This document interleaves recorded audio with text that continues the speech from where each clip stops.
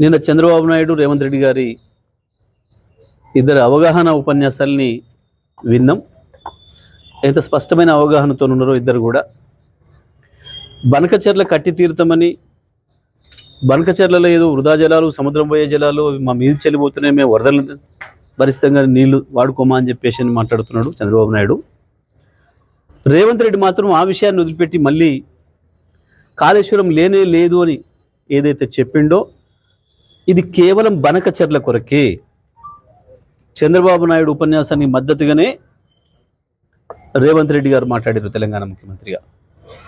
రెండు వేరు ఉపన్యాసాలు కావు, ఒకటి పోటీ ఉపన్యాసాలు కావు. చంద్రబాబు మాట్లాడిన దానికి సపోర్ట్గానే రేవంత్ రెడ్డి మాట్లాడిండు.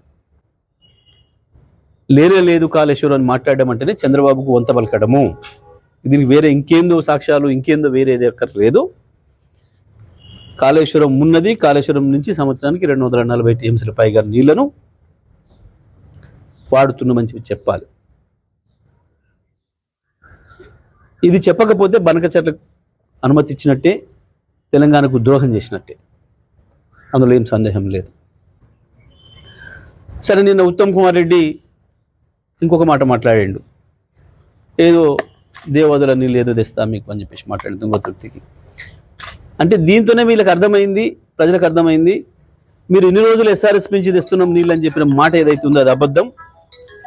గత 4 సంవత్సరాలు సూర్యాపేట తాలూకా, సూర్యాపేట జిల్లా రైతాంగం కావచ్చు, వరంగల్ జిల్లాలోని మిగతా ప్రాంతాల రైతాంగం కావచ్చు, వాడిని మొత్తం కూడా కాళేశ్వరం నీళ్ళు అనే విషయాన్ని నేను స్పష్టంగా చెప్పిండు ఉత్తమ్ కుమార్ రెడ్డి. ఇవాళ కొత్తగా దేవాదల నీళ్ళు ఇస్తాను మాట్లాడుతున్నాడు.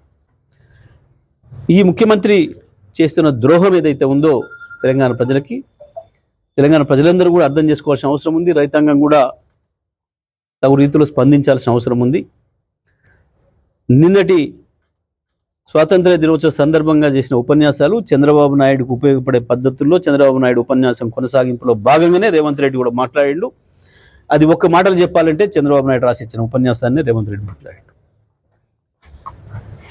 కానీ డ్రామా చేసి ఏదో మీడియాలో, డబ్బా ఛానళ్ళల్లో ఏదో ముఖ్యమంత్రులు పోటీపడి మాట్లాడిన కొంతమంది వేసినారు.